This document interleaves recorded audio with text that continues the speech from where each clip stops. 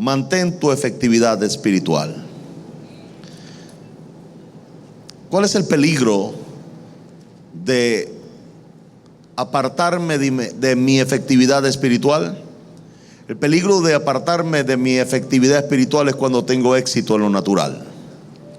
Cuando alguien tiene éxito en lo natural, puede caer en la tentación dramática de que, como aprendió el oficio o sabe hacer aquello que aprendió a hacer, ahora no necesita la línea espiritual porque ahora sabe hacerlo. Antes, cuando no sabía hacerlo, buscaba a Dios. Ahora que sabe hacerlo, no cuenta con Dios porque sabe hacerlo. Y eso es específicamente la gente que empieza a practicar el don, empieza a practicar o a ejecutar o a desarrollar el talento que Dios le dio.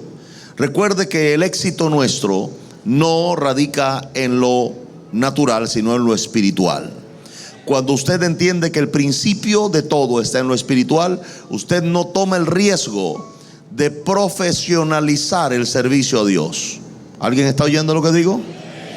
Profesionalizar el servicio a Dios es solamente basarme en mi habilidad y no en la gracia de Dios.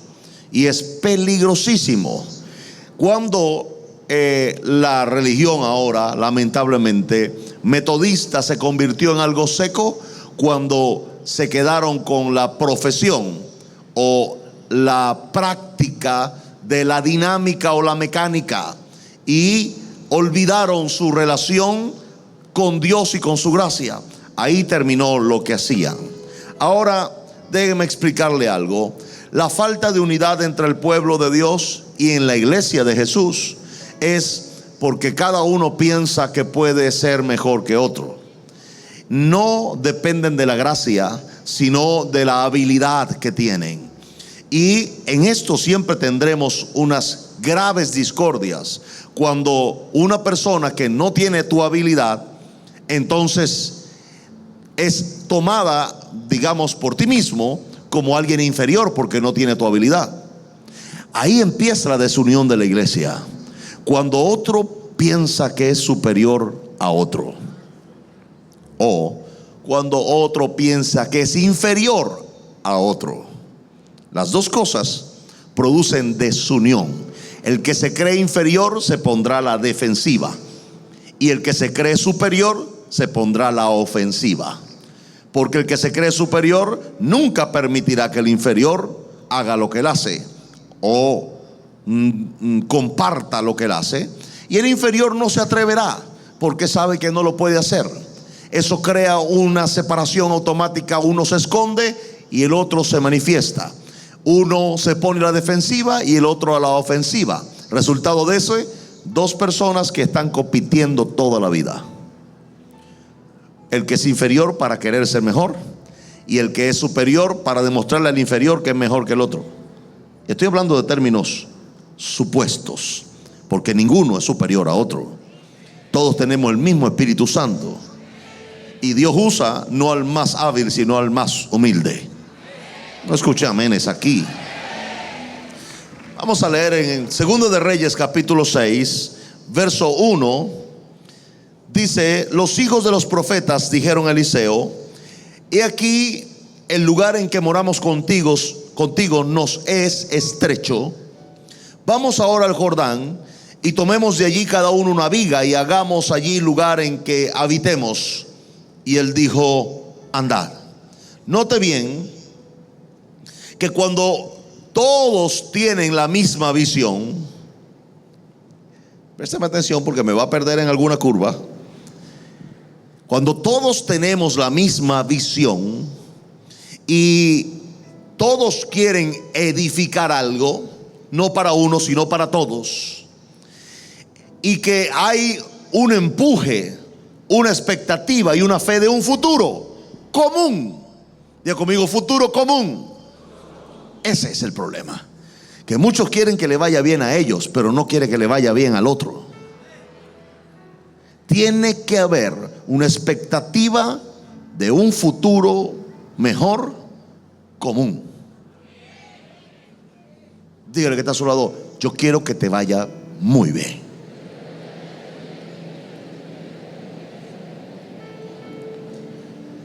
No es posible que alguien apueste a que a otro le vaya mal para tener la razón. Aquí los profetas tenían una visión en común. En común. Si a mí me va bien, a ti te va bien, a todos nos va bien. Porque no querían competir uno con otro, querían lograr un objetivo juntos. Voy a volver a repetir eso. No querían competir unos con otros, sino que querían lograr un objetivo juntos. La competencia siempre eliminará tu eficiencia espiritual. Siempre. Cada vez que tú hagas algo para competir con tu hermano, no te va a salir bien. Y si te sale bien, lo harás bien en la tierra, pero el cielo no te dará ningún valor eterno.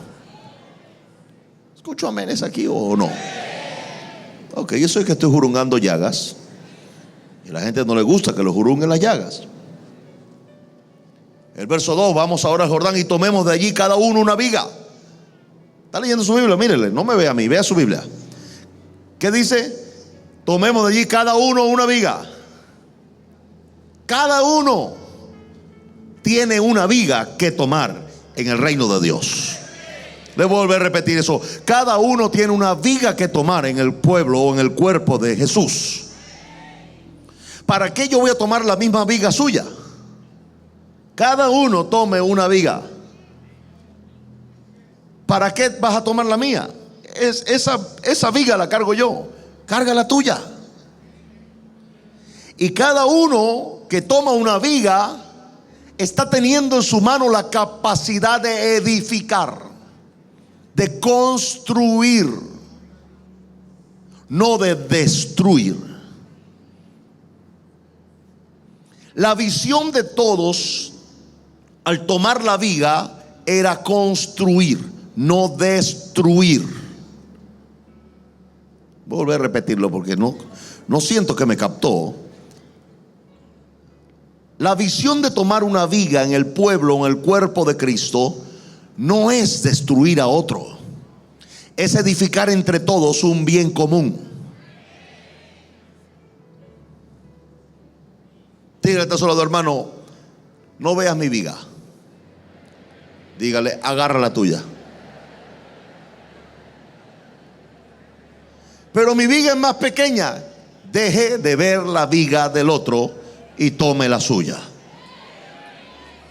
Tal vez el hermano tiene una viga de ventana.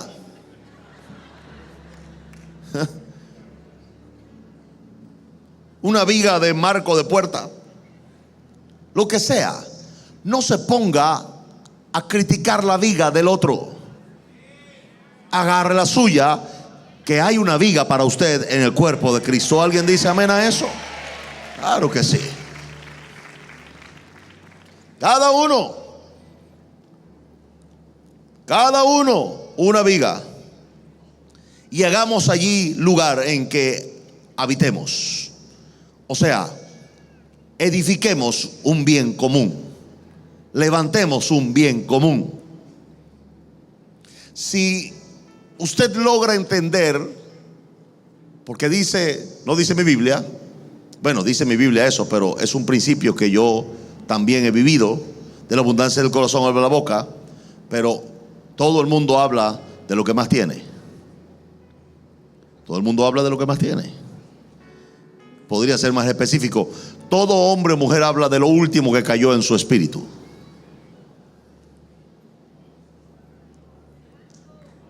Todo el mundo habla de lo último que cayó en su espíritu. Le voy a poner un ejemplo un poco grotesco, me perdona. Bueno, me tiene que amar.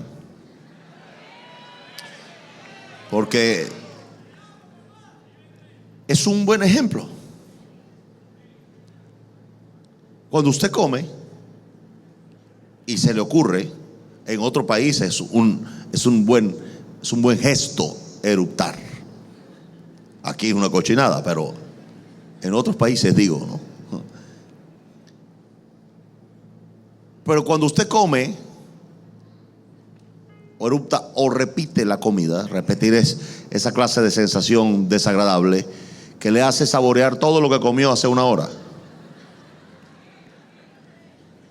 producido por mucho aliño o lo que sea. Eso es la forma del estómago de decir: esto me cayó pesado.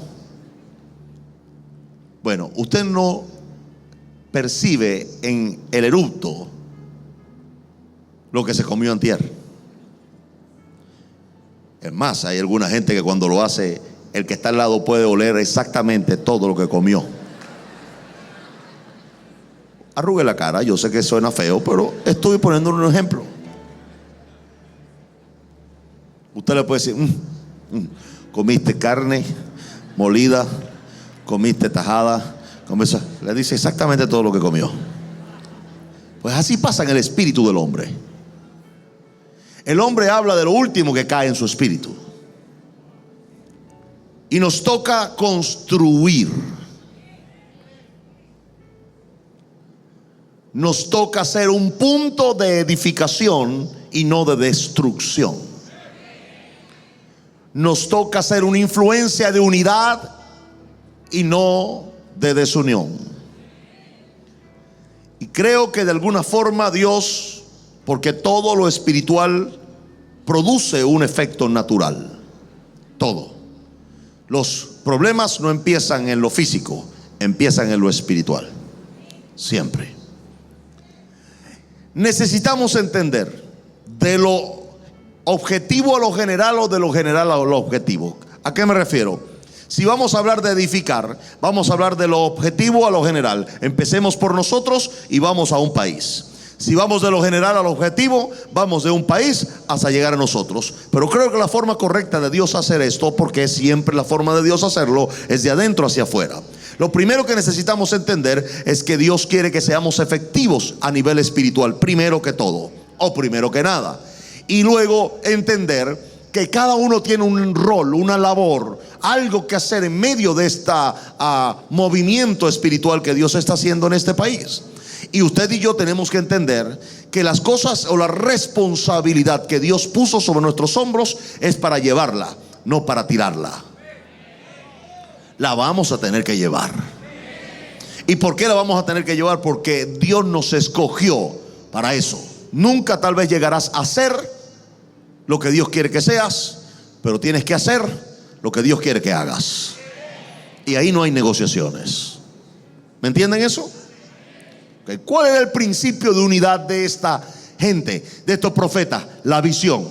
La visión era la misma: vamos a edificar todos juntos, no vamos a destruir, vamos a edificar todos juntos. Y importante, responsabilidad individual, no de grupo, sino individual. Cada uno tome una viga. O sea, no hay vagos en este movimiento espiritual. Dígale al que está a su lado: no hay vagos aquí, hermano. Todos tienen que hacer algo.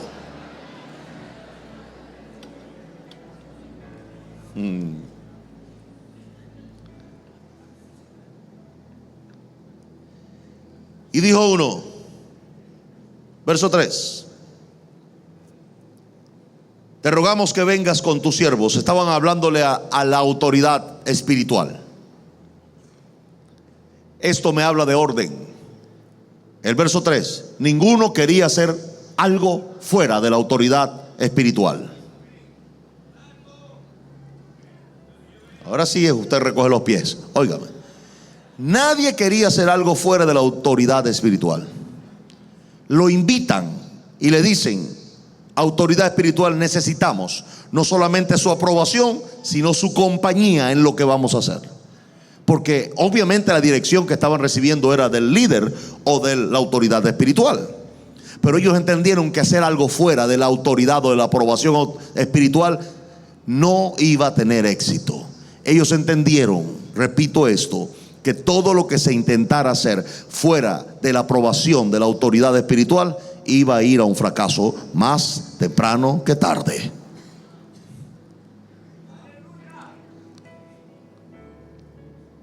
Diga conmigo: orden.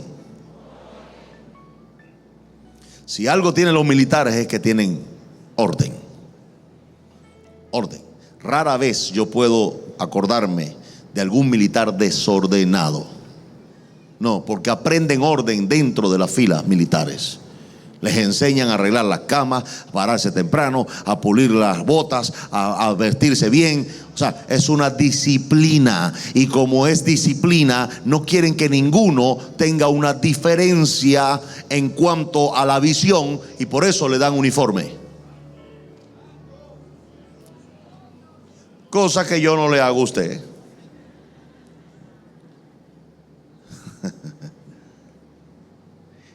Por eso cuando la gente se viste igual, de alguna manera, dice, mira, nos vestimos igual, somos de un grupo, del grupo, vamos a tocar. O sea, de una forma entienden que son un grupo, un equipo. Se visten de igual manera. Por eso es importante el orden, diga el orden. Por eso es importante mantener una hegemonía en la visión y mantener un diseño en ella. Aleluya. Diga que está a su lado, hermano, aquí hay orden y diseño.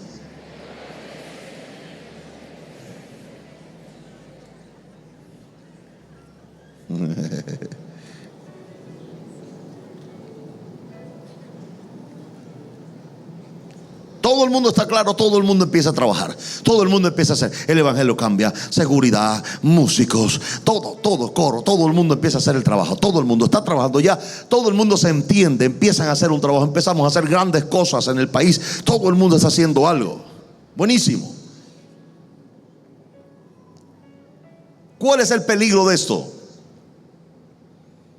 Lo que a nosotros nos da diferencia es lo que ocurre con lo que hacemos. No lo que hacemos, sino lo que ocurre con lo que hacemos. Tenemos que reconocer, y todo el mundo lo reconoce, que pasan cosas que no pasan en otros lugares, que pasan cosas que no pasan con otras iniciativas.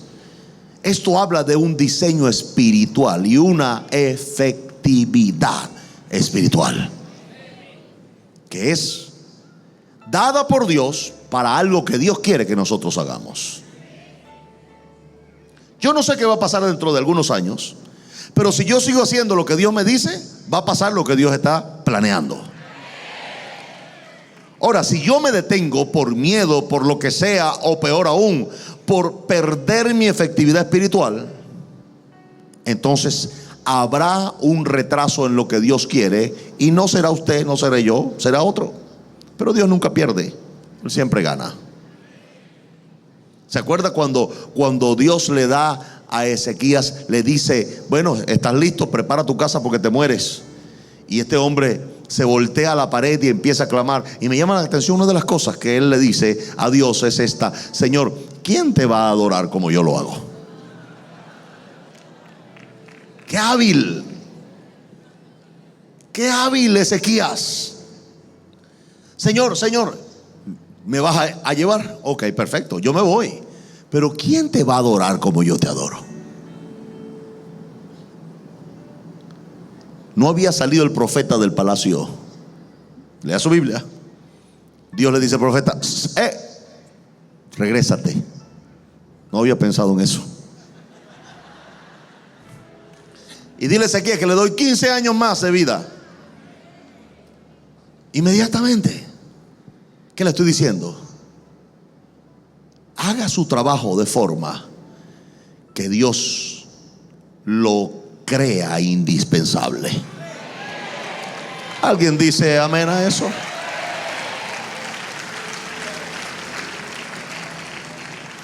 Y sí, puede ser cualquier otro, pero qué loco y terco va a conseguir Dios que haga las cosas como yo las hago.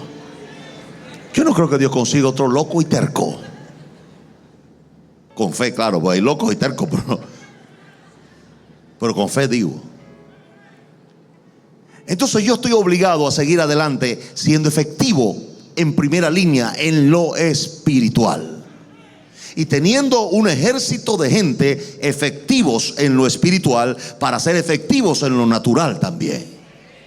¿Entienden lo que estoy diciendo? Bueno, en esa dinámica pasa algo. Empezaron a cortar la madera, hacer las vigas, hacer el diseño de la arquitectura. Vamos a hacer esto así, así, así. Buenísimo, todo iba bien, la cosa iba excelente. Pero entonces alguien que estaba cortando un árbol, estaba con su hacha.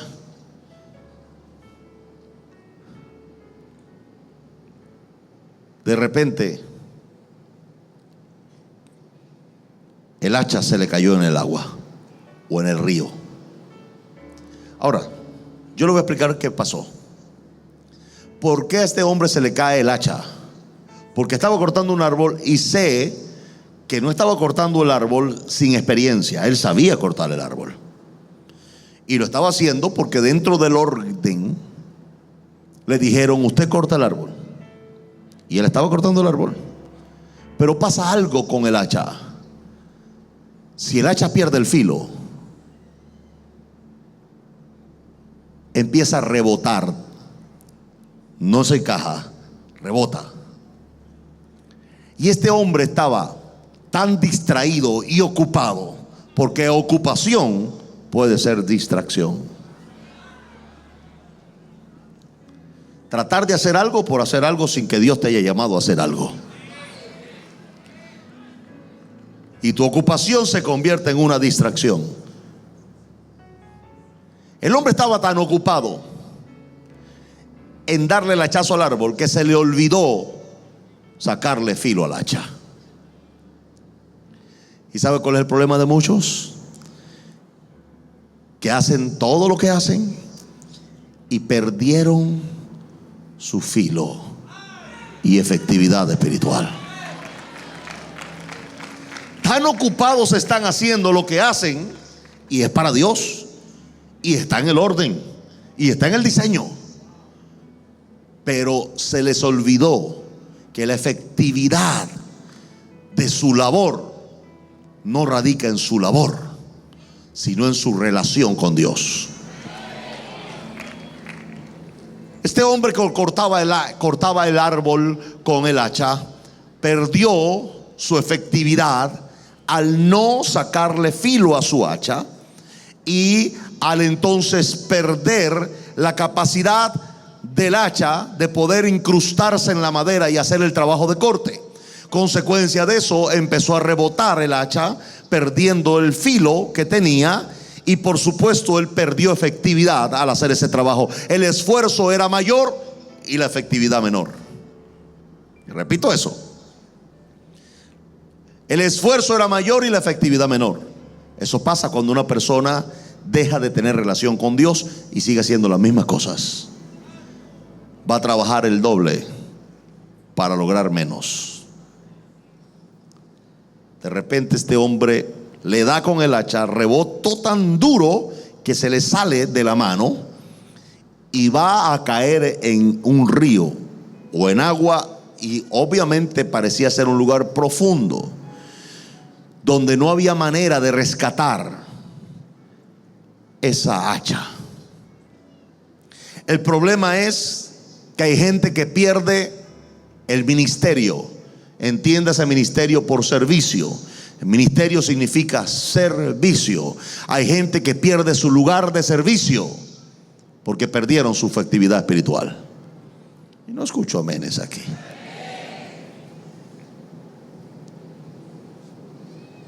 Lo más importante para el servidor es su servicio. Voy a volver a repetir eso. Lo más importante para el servidor no es él, es su servicio.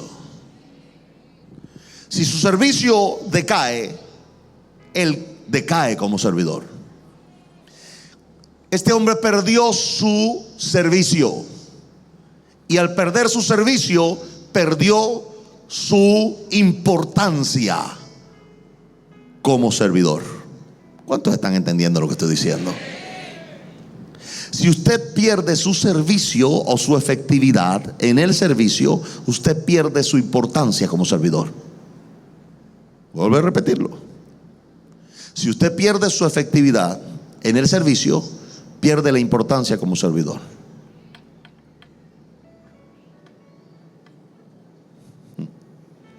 Hay gente que piensa que ellos son. No, usted no es. Usted es, si hace lo que Dios quiere, de la forma que Dios quiere, usted será. Pero usted no es por sí mismo, porque nadie es lo que es por sí mismo. Dice mi Biblia que todo lo que somos es por la gracia de Dios. Repito, este hombre perdió su servicio al perder su hacha, y al perder su servicio perdió su importancia como servidor. Ya no era útil. Pero había algo interesante que este hombre le dice al profeta. Le dice: Señor, el hacha era prestada. Que es una gran revelación, porque el ministerio que usted recibió no es suyo. Dios se lo empeñó, y ahora usted necesita darle a Dios lo correspondiente a lo que Él le dio. Los dones y talentos son de Dios. Está claramente especificado en Lucas, cuando Él repartió talentos y después que vino a buscar los talentos y los intereses. ¿Quién era el dueño de los talentos? ¿Quién era el dueño? ¿Los hombres que lo recibieron? Dios. Y como Dios era el dueño, vino y exigió intereses y rendimiento del talento que le había dado. Eso me hace saber que lo que yo tengo no es mío, es de Dios, y debe ser administrado con el respeto y la revelación que es de Dios y no mío. ¿Alguien dice amén a eso? Ok. Este hombre se le cae el hacha, ¿y a quién acude? A la autoridad espiritual. Porque el único que puede rescatar tu servicio es quien te autorizó para empezar a hacerlo. No escucho amenes aquí, aleluya. No, a mí me autorizó, fue mi líder fulano. No, porque el líder fulano está sujeto a una cadena donde la responsabilidad viene de la autoridad principal, porque siempre la unción baja por la cabeza, por las barbas y hasta el borde de las vestiduras. ¿Alguien dice amén a eso? Es Biblia. Para los que la leen, es Biblia. Nunca la unción sube por los pies. Nunca. Nunca sube por los codos. Por eso hay tanto pichirre. Baja. No sube, baja, porque viene de arriba y cae sobre la autoridad principal y va bajando hasta llegar al último. Pero todo es el mismo cuerpo. Ahora es importante que él acude y le dice: Señor, perdí el hacha y era prestada. Y el varón de Dios, verso 6, le preguntó: ¿dónde cayó? El original dice: ¿dónde la perdiste? Me gusta eso. El hombre de Dios viene y le dice: ¿dónde lo perdiste? Porque todo el mundo sabe dónde perdió la efectividad. Yo no lo sé, pero el que la pierde sabe. No escucho amenes aquí, aleluya. Yo no lo sé, pero el que la perdió sabe dónde la perdió. Y el hombre de Dios le dice: regresa al lugar donde perdiste tu servicio o tu efectividad en el servicio. Regresa al lugar donde perdiste tu efectividad del servicio. Repito, regresa al lugar donde perdiste tu efectividad en el servicio. Regresa al lugar donde perdiste tu efectividad en el servicio. El hombre de Dios le dice: muéstrame. No es otra cosa que regresa al lugar donde perdiste tu efectividad. Hay un lugar, hay un hecho, hay una actitud que te hizo perder la efectividad, y Dios quiere que regreses ahí para que recuperes tu efectividad espiritual otra vez. ¿Alguien dice amén a eso? No escucho amenes aquí.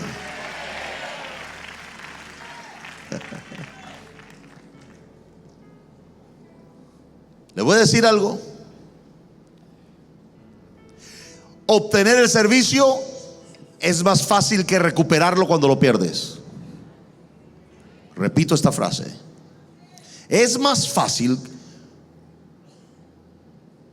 obtener el servicio que recuperarlo cuando lo pierdes. No sé si creo que pegó en la cruz y me cayó aquí. O sea, es más fácil obtener el servicio, el hacha de primero, o sea, obtener la habilidad para servir a Dios. Es más fácil que luego de perderla, recuperarla. Mucho más difícil es recuperarlo que obtenerlo en primer lugar. Hay un grado de dificultad mayor. Y por eso hay que cuidarse de no perder mi servicio. Diga conmigo: no voy a perder mi servicio.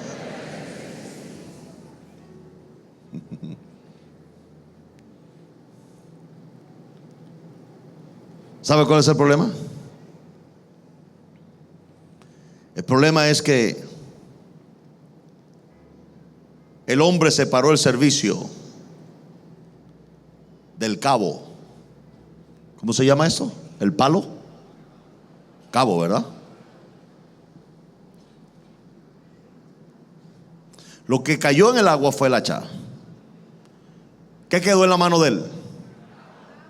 El cabo. Ahora imagínese tumbar un árbol a palo limpio. Nunca iba a lograrlo. Ahora, el hombre no sabía en qué parte estaba su servicio, porque lo había perdido. Él no lo sabía, pero el hombre de Dios sí. Voy a repetir eso porque eso sí que le pasó alto. El que perdió el hacha no sabía dónde había caído, solamente cayó por ahí en el agua. Pero el hombre de Dios sí sabía dónde estaba y dónde había perdido el servicio exactamente. Le voy a decir algo.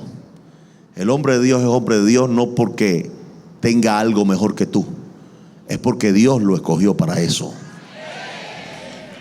Y esa es una diferencia que jamás vamos a poder salvar, porque estamos hablando con palabras mayores. Es la decisión de un gran Dios, no es la decisión de un directivo. Eso no existe en la Biblia. Directiva. ¿Cuándo Dios llamó a la directiva? Dios llamó a un hombre siempre, o a una mujer, a hacer la obra de Dios, pero nunca llamó a una directiva. Isaías dijo: desde el vientre de mi madre fui escogido. No dice desde pequeño me metí a una directiva. Entonces, el que sabe es el hombre de Dios. ¿Y por qué el hombre de Dios sabe? Porque Dios lo escogió para eso, sencillamente. Le voy a poner un ejemplo. Están conspirando para entregar a Jesús y para matar a Jesús. Conspirando. Sin embargo, el sumo sacerdote profetiza. Y ¿cómo es posible que un hombre que esté conspirando contra el Mesías, el Hijo de Dios, venga y le caiga el Espíritu Santo y profetiza? La explicación está más abajo. Dice: porque le tocaba el turno del servicio a él. Sorprendente. Por ser un hombre escogido, le cayó el espíritu de profecía y estaba conspirando contra el Hijo de Dios. Eso indica que Dios le da habilidades al que le escoge. Repito, Dios le da habilidades al que Él escoge. ¿Por qué el hombre de Dios puede ver más arriba que tú? Porque Dios lo cogió. Sencillo. No es porque sea más alto que tú, es porque Dios lo equipó para hacer eso, porque lo escogió para hacer eso. No sé si me están entendiendo. Entonces yo doy un consejo y la gente dice: wow. Y yo después, cuando estoy en la oficina, digo: wow. ¿por qué? Porque Dios me escogió para eso. No es porque yo sea mejor, no es porque yo sea más inteligente, es porque Dios me escogió para eso. Y cuando usted reconoce que Dios escoge a alguien, no se levante contra esa persona, porque no se levanta contra él o contra ella, se levanta contra el que lo escogió.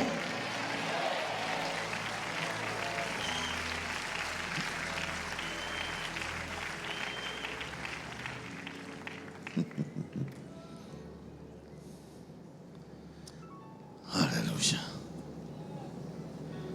Perdiste tu efectividad espiritual. ¿Y por qué la perdiste? Porque estabas muy enfocado en el trabajo para el cual Dios te escogió. Qué contradictorio, ¿verdad? Enfocarse tanto en lo que Dios dijo que hicieras que te olvidas del Dios que te lo mandó a hacer. Qué sorprendente, ¿verdad?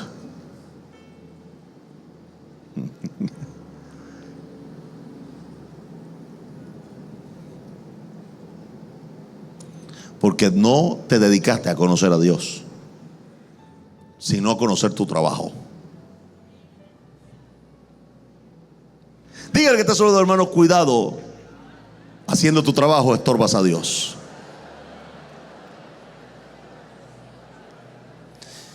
¿Y qué tanto tendría más que decir? Porque este mensaje es tan importante. ¿Sabe? Gente que haciendo lo que hacen no dejan que Dios se mueva. Se vuelven un estorbo para el movimiento del Espíritu Santo. Están más ocupados en hacer cumplir su trabajo que en que Dios pueda intervenir en medio de su trabajo. No escucho amenes aquí. Padre Santo. Ahora, cuando este hombre viene, el hombre de Dios viene y pregunta: ¿dónde la perdiste? Dice verso 6, y él le mostró el lugar. Entonces cortó él un palo y lo echó en el lugar donde el hacha había caído. Físicamente no hay una explicación. No hay una explicación. Pero espiritualmente sí la hay. No trate de entender físicamente lo que hay que entender espiritualmente. Ese es el grave problema de muchos. Quieren entender lo malo que le pasa dando explicaciones de lo natural. Toda cosa que ocurre tiene un inicio en lo espiritual. ¿Entienden lo que estoy diciendo? Bien. Este hombre tira un palo y sorprendentemente el palo hace flotar el hacha. Esto viola todos los principios físicos. Todos. Lo importante es que le regresa el hombre de Dios, le regresa al servidor su artículo de servicio. Pero me llama la atención cómo este hombre hizo esto. Y le voy a decir cómo lo hizo. Usó el madero. ¿Sabe por qué su vida ha cambiado en esta iglesia? ¿Sabe por qué usted va a llegar donde Dios lo va a llevar? ¿Sabe por qué usted va a seguir creciendo y desarrollándose? Y aunque esté pasando por algo malo hoy, le va a salir bien al final. ¿Sabe por qué? Porque siempre este hombre de Dios está hablando del madero, de Jesús, de lo único que puede hacer flotar tu servicio otra vez. Si tú perdiste tu servicio, la única manera es regresar a los pies de la cruz, a los pies del madero, y ese madero hará que tu servicio vuelva a levantarse otra vez. Y eso es lo que pienso hacer. Voy a predicar sobre el madero y voy a predicar sobre Jesús a este país hasta que todo el servicio de cada venezolano sea restituido, pero principalmente el servicio de la iglesia le sea devuelto, su efectividad y su influencia regrese otra vez como antes un día Dios diseñó que fuese. Y yo le digo a usted, no importa en qué situación usted esté, yo le aseguro que si usted se queda aquí y vamos a edificar algo que pueda darle seguridad a toda la iglesia y aún al país, y yo le aseguro que su servicio y su instrumento de servicio va a ser levantado en los próximos meses, va a ser levantado en los próximos años, va a ser restaurado por completo. Su vida con Dios, su vida familiar, su vida financiera, todo va a ser totalmente restaurado, porque esa es la voluntad del Señor. ¿Alguien cree eso conmigo en esta noche? ¿Alguien cree eso conmigo en esta noche?